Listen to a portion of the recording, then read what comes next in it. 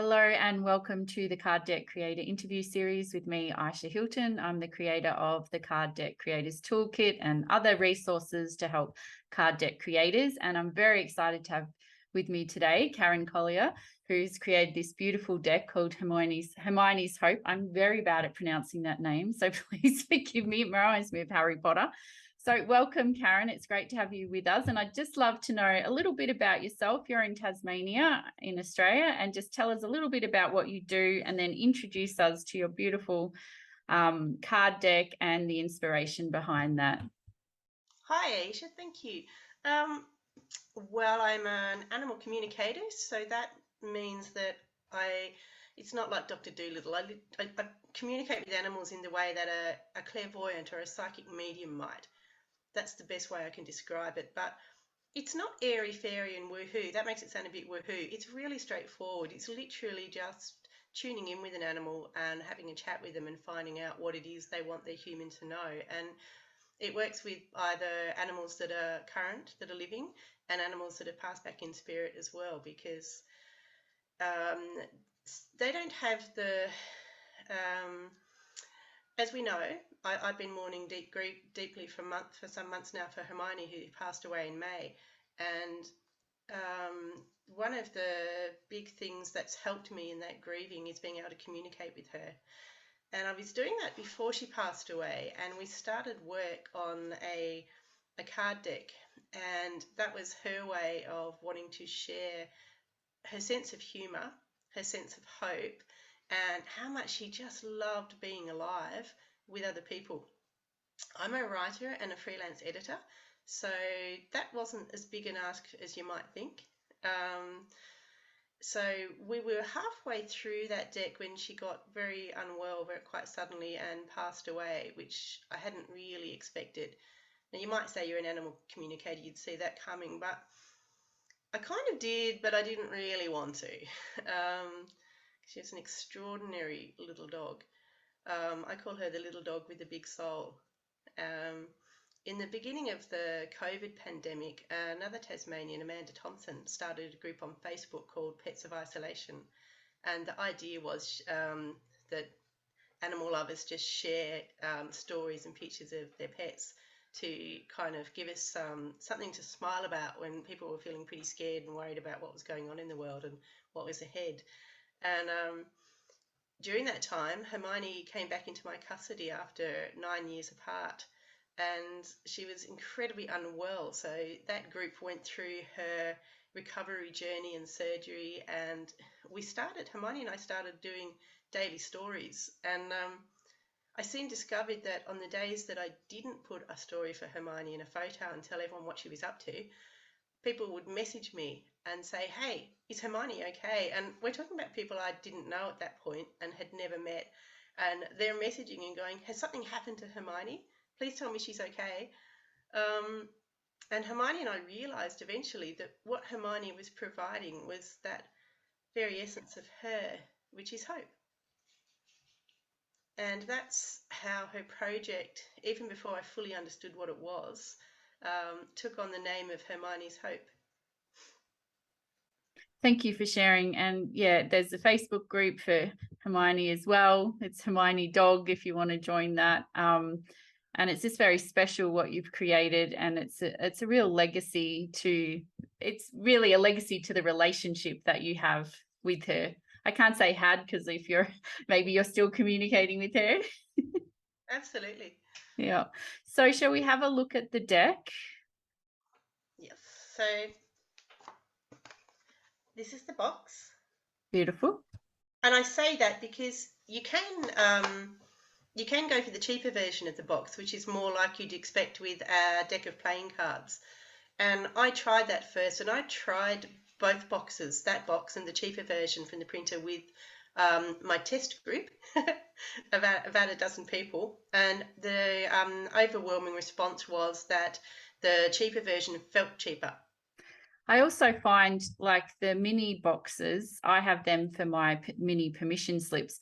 Those tuck boxes are fine for those because they're smaller, but once they get bigger, they're more awkward, and you might as well just have a bag or pay more for the box. Yeah. I quite like the bag idea too. I think that's and you can add things to the bag to really individualize it as well. So I've just printed with ePrint online. It should be coming on Monday, so a couple of days from now. And I decided to do like a really organic bag because the deck that it's for, finding grace in challenging times. It's a very organic, soft, gentle deck. So I just didn't, and I looked at the box pricing, and I'm like, the deck's already quite expensive to print because of the number of cards and the size. So yeah, people can do different things, but yeah, your box is basically what's behind you and on your t-shirt as well, I noticed before. So you've got it all going there. So should we have a little look at the cards, Karen? Yes. So the cards look like the box on the back, so they're all the same back. And on the front they have pictures of Hermione. Oh, that looks like my cat Pippa. Beautiful. Let's have a look at a few. I want to see some of her humor too that came out in the deck. Oh, she's very keen on resting and snacks. Yep. So I've just given them a shuffle, so I guess we'll see what comes out. Even stars get tired. Enjoy the naps when you can. She loves naps. May love and hope soften your heart and dissolve worry. Oh. So you took all these photos from just in the past year up until she passed. Yes, this is one of my favorites. Follow your heart. What do you truly desire? Manifest that. Oh, it's a very cute photo too. Yeah, I probably have thousands of photos. Yeah. So tell me a little bit about your process for creating the deck, and then I want to remember to touch on your card deck launch as well. I knew I wanted to do it, and I wasn't quite sure how to get started. And then I saw you'd been popping up on my Facebook feed for a while, and I'd not really been paying attention, as you do. And then finally one day the penny dropped, and I went, and I saw your Facebook ad for doing a card deck, and you're part of other social groups that I'm in for, and I thought this is worth a try. And when I clicked the link, the pricing was extraordinarily reasonable, and I'm like, right, I'm in. So I got started, and look, I will fess up here. I haven't done your whole course, even though I paid for it. I got a certain way in and started designing the cards, and stumbled across, had a look at printers that you recommended, and then I have a background also in desktop publishing and graphics, so I shifted from Canva into using Illustrator and Photoshop instead, just because it was easier for me with the sometimes dodgy internet.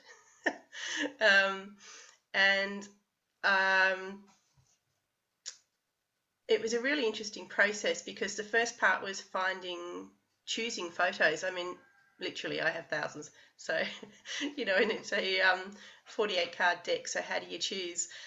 They just jumped out. It was just a matter of allowing the photos to show themselves, so I did that. And then Hermione had already shown me what the categories were, which in themselves are quite funny. They revolve around punamis, snacks, relationships, love, abundance, manifestation, and hope. And so I realized I had to include an instruction card that explained that a little bit, because not everyone understands what you mean when you talk about punamis. Anyone who's looked after sick animals and sick people probably does, but so even I don't know what a punami is. Is that an explosive poop like that just goes everywhere? Oh yeah, it's poo that you get very little warning. Yeah. Hermione had been starved for a while, so she had issues in her gut. Her gut was incredibly sensitive, and every now and then, every other day, she would get very little warning, and she'd be doing quite a bit of poo. So that's what we call a punami. I needed that term when I had babies, where they're in their little cute little jumpsuit, and suddenly it's from like their neck down to their toes. Just got to hose them down. Not really, but Yeah, practically. oh yeah, that's a punami. Yeah. Okay. I have experienced a punami many a time then There you with go. my children when they were little. Yeah, yeah, exactly. That's it to a T. And the key is, and you would understand that having raised your children and dealt with their punamis, that even though life has punamis, Hermione had this incredible spirit that she just wanted to enjoy the day. You've given me, we were talking beforehand about this year, and I'm like, oh, I've been saying it's a bit of a shit show, but now I'm like, it's been a punami this Oh, year. that's a really good point. I'm going to use that. Thanks, Hermione. Yeah, yeah, you're right. It has. So, and yeah, I see why you swapped to Illustrator and Photoshop. But for me, I don't care what platform people use. It's just like I chose Canva for my course because it's so easy for people who don't know. Like I have Illustrator and Photoshop, but for people who don't use them or don't want to pay for them as well, because they're a lot more expensive than Canva. And what I like about Canva is if you're not using images like you've got and you want to add little elements, they're all there if you're on the pro plan as well. So, yeah. Yeah. And choosing the photos, yes, 48 to choose from, and I'm sure you've got thousands. Oh, I really do. I could do multiple decks. Don't Yeah. worry, I won't, but I could. But yeah, you're right. Canva's a fantastic program. I use it every day for social media memes, promotional stuff. Um, yeah, it's a great program. And for people who you don't need to have, that's the beauty of it, as you say, you don't need to have a publishing background. You don't need to understand how to do graphics and all of design and all of that to get in Canva and make a really good card deck that you're going to just love. And I really value your course for that, and I recommend it to people because, as you say, anyone can do this. Yes. And even what you said about not finishing the course, I'm like, if you've already got skills, you just pick out the key bits, like, if you want a template or you want to just do the printing side and you're confused by that. So I never take offense if people just skip around and do what they want, because I do the same when I buy a course. It sounds rude, but you know what? It's not, because you gave me exactly what I needed. And beyond that, I have someone now I can come to and ask you questions of. I don't have to lose hours trying to figure something out. Yes, true. Oh, I mean, how valuable that is, invaluable. And you also provide community. And, as someone who works from home on my laptop a lot, having that community to be able to access, being able to hop in on Zoom calls and hear what other people are doing and have conversations with them and share the things that we're learning and discovering is invaluable. I think that's a really important part of feeling connected. Thank you. I agree. Those, like, the calls are very inspiring to me as well. And it's very nourishing to be part of that creative collective. So if you were to give any advice to people that were just starting their deck and they're going to probably use Canva if they're not a whiz like you with a digital design background, what would you say to them? Do the whole course and finish it.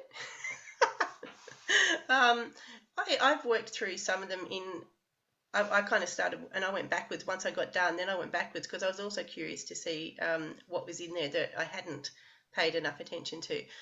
Do the course, do the whole thing, and even if you get stuck and you're like, I can't do that bit, you offer you offer private sessions anyway to help people through those things. So you're never actually going to be alone with it. There's always help. And better if you've got this idea and it's been there for a while and festering and going, come on, let's do it, let's bring this to life. Oh, just do it, man. Just do it. It's beautiful. I can't tell you what a beautiful feeling it is when you get that first test deck in your hand and what was something here and here has taken physical form. It's so true. Even like with my last deck was only going to be a digital deck on Deckable, but I loved it so much. It just had to become physical, right?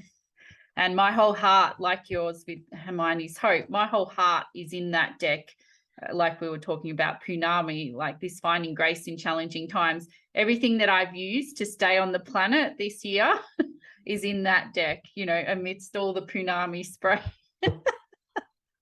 So yeah, I do, like, I love what you're saying, that, you know, you put your heart and soul into this, and now it's a tangible physical thing that has a life of its own now, and it can go out and touch people's hearts, and you won't even know the full impact of this creation. I've mentioned in another interview where this guy, this elderly gentleman, messaged me, and he'd been in hospital in Newcastle, and they were using my card deck, the permission slips, and then he went and bought some. And it's like, I would never have met that guy, or he wouldn't have come across me to buy my deck, and yet it made a big difference to him. And I feel like this deck, you know, has a lot of power to do that. So talking of that, why don't we talk a little bit about you had a card deck launch like people do when they have a book launch. So let's have a chat about that too. Oh, well, the card deck launch, like doing the deck itself, which is what you're experiencing with your beautiful new deck, is, I think, the first really important part of actually going ahead with it and publishing it and letting it go out into the world is the healing that it provides for you as the creator. Like, there's a reason we're doing it, first up and foremost. But anything that heals us, I believe, has the potential to provide healing in some way for another being as well.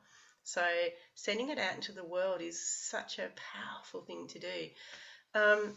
Yeah, I treated Hermione's card deck as a book launch because when she passed away, I was incredibly well supported by people from all over the world, and that meant a lot to me.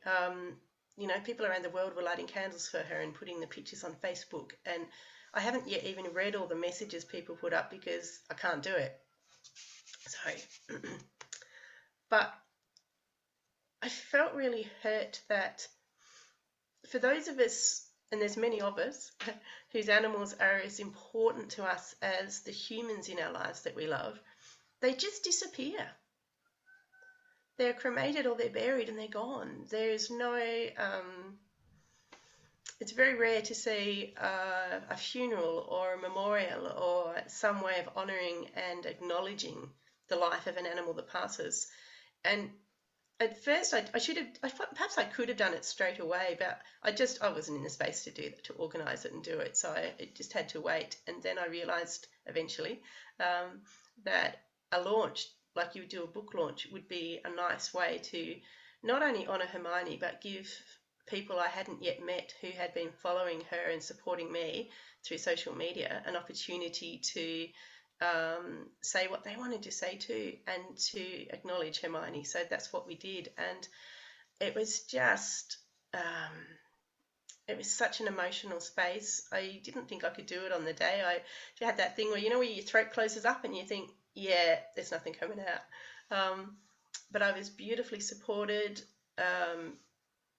A beautiful friend offered her space at Beach Road, Body and Mind, and set everything up there. I made a banner for Hermione so people would know they're in the right place, which is more than 2 meters tall. So that was a bit of a surprise when it arrived, and it was like, you know, this big, a bit over the top.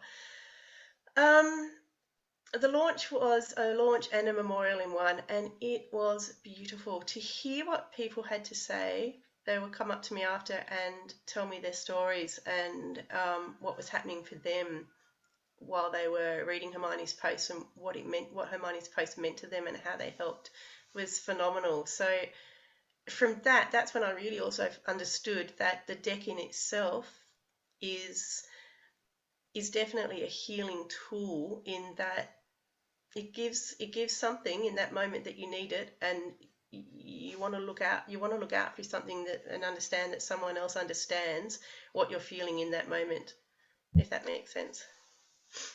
Beautiful. And I can imagine the emotion on the day, and just, yeah, you're right. Like, I think we don't do death well in general in Western cultures. I've trained as a death doula. Like, this is going to sound terrible, but for fun.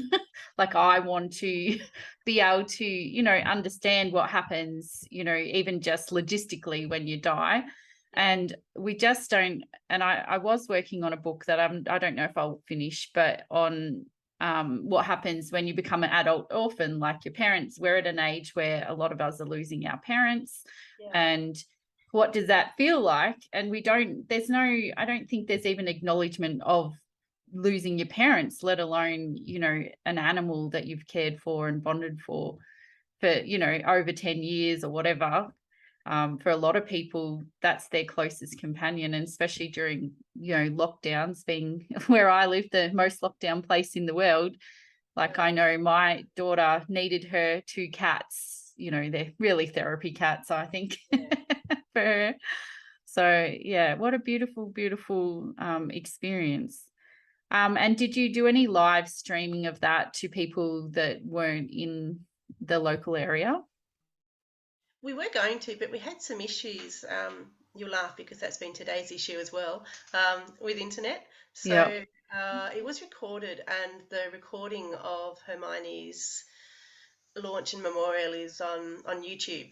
Oh, So beautiful. So we might share a link to that too, so that, I think that the legacy of Hermione is that she keeps on giving even now that she's passed from the physical plane. yeah, she does. And I also started during the 15 months that Hermione was with me before her passing. I also fostered a beautiful little dog, 10-year-old Bobby from Brightside Farm Sanctuary in Tassie. So I call him Bobby Brightside. Um, Bobby had Cushing's disease and a few other things going on, so he was palliative care, but he became palliative care seriously within about 4 months and passed away too. So um, I wondered if he'd come along to kind of get me in that mindset. But beautiful Bobby, we only had 4 months with him, but the loss was phenomenal. I felt it so deeply when he passed. How long ago did he pass? He went, I think it was November, and then Hermione went in May. Okay, yeah. So And it's double whammy. Yeah. oh, it was awful. And with Bobby, I didn't. No one really wanted to hear about it. I didn't find a space where I could really talk about how that felt. And a few people were like, well, you didn't have him very long. Why are you so sad? Because he was extraordinary. He was wonderful. Um, but I And I couldn't. don't think duration, like I had care of my great nephew who was a baby, and we only had him for 3 months, but it pretty much destroyed our family when he went back to bad circumstances. And we're still grieving, and it's been years. So I totally understand. Time is not, I mean, we've all fallen in love really quickly, I'm sure, at some stage with someone. And I'm pretty sure I've told someone after a week that I love them. But in the moment, your heart is open, and love is a verb, right? It doesn't have any constraints on it. So, the loss isn't dependent on the time that you knew the person or the animal, right? No, not at all. But I didn't know who to talk to about it really, and I didn't want to bore everyone around me by constantly going, "Oh, I feel really sad." So I started because not everyone's cool with that. So I started a group on Facebook called Pets in Memoriam, which is for anyone who's feeling the loss of an animal, whether it was today or decades ago. It doesn't matter because, as you say, time doesn't matter in the affairs of the heart. Connection is connection. And that's been a great help, not just to me, but I'm loving how the people in the group help each other, how they support each other, and how anything is expressible. And there's no judgment, there's no emotional pat on the back, she'll be right, dear. There's none of that. No condescending. No, because everyone in the group understands. They understand the depth of connection that you can have with an animal, because connection isn't just connected with species. You don't have to be human to love just humans. Connection can occur right across the board. So Well, I know lots of people find it easier to connect with animals than humans anyway.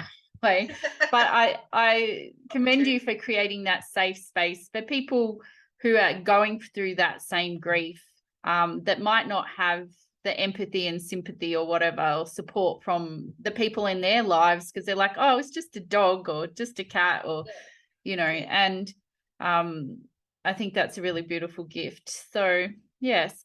So, since you've had the launch, what's been going on? You've been selling some decks still. Yes.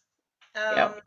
And I popped a really, really small website up for Hermione, which is called Hermione's Hope. And I've also launched, I've been meaning to do it for a long time, but Hermione's been giving me the nudge and going, oh, just do it. So I did. So I'm now on Sundays. Sunday's my day at the moment. Taking appointments for animal communication. So I work with people in person or via Zoom if they're not local, with animals who are alive. Sometimes they just want to find out if their animal's happy about how they're looking after them. Is there more they can do? Are they feeding them what they want? Sometimes there are behavioural issues that make no sense, or skin irritations. It could be anything. And for others, they want to talk to animals who have passed. I think because it's a big responsibility when you have a pet. I love that word. I don't really call them pets, but I call them my companions, family members. But it's a big responsibility when end of life is coming or there's major illness and you're in that position where you have to decide whether or not it's time for end of life, and will they die naturally or do they need to be put to sleep? Or so even though we make those decisions with the kindest, best intentions and the best advice from the vets, once the animal's passed, there's a very human tendency to then ask a lot of questions of yourself in a fairly unkind way. You know that, oh my God, I should have done this. Why didn't I do that? What if that had happened? What if I'd asked that question? What if she could have lived? What if it could have? What if she could have had another month? You know, all of those questions that um, pop up simply because of the pain of the loss and the fact that you had to make a decision that a life would end at that time. So that service, if nothing else, to me helps to provide a little bit of relief and understanding. And the animals invariably come through and say, you know what, I'm okay. I'm What okay. ab- And they can tell us what their experience was like at their end of life and how they felt about it and how they feel about it now. And they can say, I know that you're doing this, Mum, but it's okay. You don't need to be worried about that. I'm okay. You did the right thing. And they will actually say, you did the right thing. It was my time. Or they might say, you know what? I actually could have had another month or so, but it really hurt. So I'm okay with that. That's a beautiful service. And I know a lot of people in my life, there's a real big pressure from veterinarians to take your animals out quite quickly. And it's like you take them in for a checkout and suddenly they're being put down. This has happened a few times recently. And I'm like, oh, there's not even any time to process or think for a lot of people. So I think that guilt, and plays quite heavily on people. And, you think about if we were going to euthanize a human, we wouldn't be so rash and it's a very hard decision that you only really find with your fur babies or whatever animals in your life, that you don't have that, life and death decision making anywhere else, really. No, and it's such a big responsibility, and as you say, it often happens very quickly without warning. Um, if you know, I think one of my dreams would be to see someone like me attached to vet practices, so that when those situations arise, there's someone who can understand and communicate with both the person and the animal and find out, what does the animal want? Does it need to happen today? Does the animal want to go home for a few days? Is that medically okay to do? And is that, and is the person up for that too? Because when it's really rushed like that, it can cause a lot of heartache for a long time while the person carries that guilt and those, oh, what ifs. Because when you're in that shock, you're not necessarily making the best decisions. And if you've got a pushy professional saying, this is the best, you've got to do this is the best, which is what happened to Hermione. We weren't at our normal vet, who is extraordinary and would never push. He would never do that, but we didn't get lucky that day. We didn't have our normal vet, and we were pushed and bullied for hours, and it was appalling. And I don't wish anyone to experience what we did, because even with the skills I have, it takes a lot to work through that experience. and to grieve it and to allow it to settle, and for that not to be the thing that you remember most. Yeah. And I think the difference is like you might be able to communicate with animals and you have a really strong connection with Hermione, but in that situation you're not in your full power, right? It's like when you go to have a baby, you can't advocate for your birth plan because you're in the situation, right? So Yeah, yeah, having someone like you as an advocate would be beautiful to like connect. So yeah, yeah, beautiful. yeah, very powerful. And show us, well, thank you for sharing. I knew we were going to have emotion on this call. We couldn't help it. You also got printed up a big card. Can we have a look at that too? So there's people say funny things about Ouija boards, but it's not. The Ouija boards are beautiful used in the right way. Hello, So yes, no, goodbye. Yep. And what's on the back? Instructions, is it? yes, Yeah. not Cool. for I've never seen that before. And so ePrint Online, the Aussie printer that a lot of the Aussies are using, did that for you.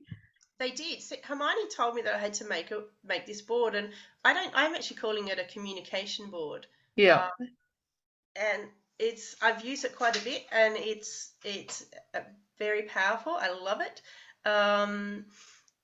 Maybe because our energy went into the making of it, so it was made specifically for me. So it's very powerful board. But what I love about it is that not everyone can just accept that.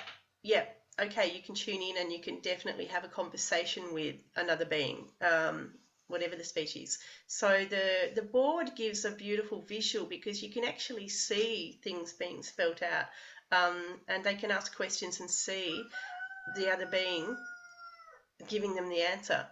So for those who need that extra bit of evidence that it's real, I find that the board is a really good tool.